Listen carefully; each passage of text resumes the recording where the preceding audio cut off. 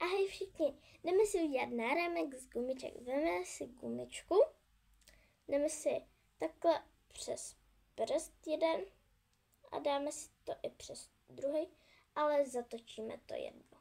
Takhle. A teď si vezmeme další gumičku a dáme si to úplně stejně, akorát, že to nezatočíme a necháme to normálně, jako kdyby jsme ji tam takhle dali. Pak si tu oranžovou dám přes tu zelenou. Pak si to dám dolů a pak to chytím za tu šňůrku, gumičku. Tak. A pak tam dávám další gumičku a takhle dokola. A může jich být, kolik chceme. Já si udělám takovej střední, aby mi zůstalo na furt. Dělala jsem jich už hodně. A pak jsem si říkala, tady ty barvy už se mi moc nelíbí, tak zkusím něco nového. Tak jsem si vybrala zelenou a oranžovou.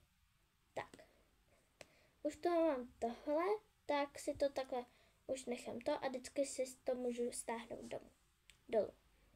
A takhle to budeme dělat, dokud nám z toho nevznikne tohle.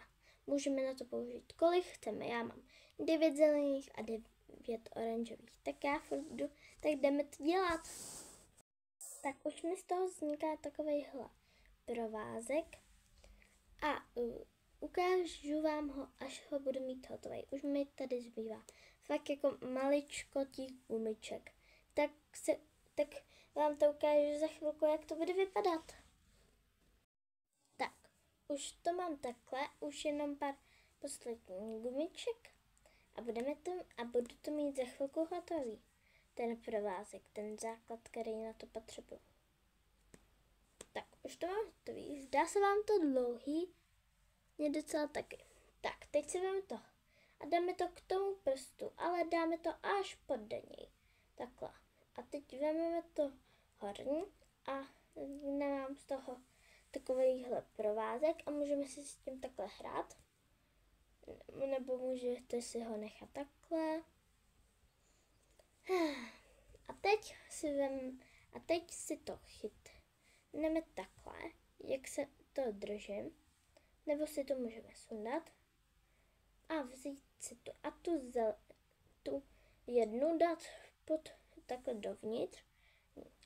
Pak si je vzít a udělat si tam to úzlík. Si ho tam udělat nebo prostě si to takhle chytit. Pořádně si to jakoby zavežte, nebo si to můžete dát a takhle to zkusit zavázat. Takhle. Ale potřebujete na to víc než jeden. Takhle si to můžete dát.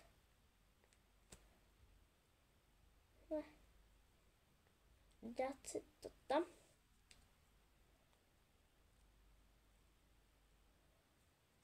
A pak by vám z toho mělo vzniknout tohle.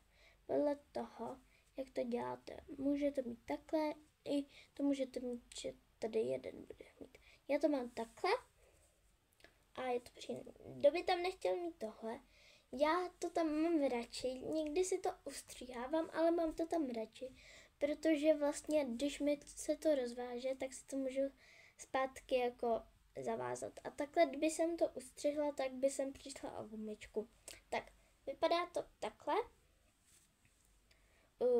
Budu dělat víc takovýchhle rámků. Budu je třeba dělat oranžový, žlutý, fialový, růžový, modrý.